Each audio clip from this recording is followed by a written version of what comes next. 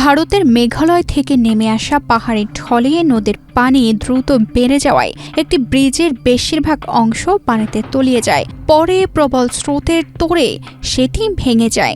এমন ঘটনা ঘটে শেরপুরের নালিতাবাড়ী উপজেলার বাঘভেড়া ইউনিয়নের নয়াপাড়া দক্ষিণ সন্ন্যাসীভিটা এলাকার চেল্লাখালী নদীর উপর নির্মিত ব্রিজটি।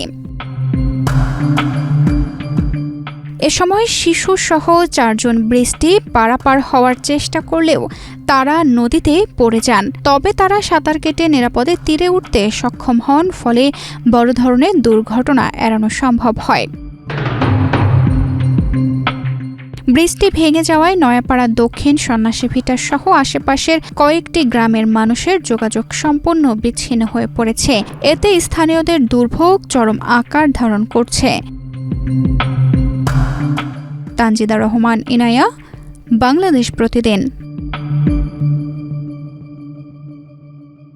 ঘন ধান পুষ্প ভরা আমাদেরই বসুন্ধরা। স্যার, আমাদের খেলার মাঠের দেয়াল ভাঙতে এসেছে। এটা আমাদের খেলার মাঠ। আমরা তো এখানে দোকান বানাবো। কেমন দেয়াল? দেশের 1 নম্বর সিমেন্ট বসুন্ধরা সিমেন্টই তৈরি। দেশের 1 নম্বর cement Bashundhara cement. Bashundhara cement, প্রজন্মের বন্ধন।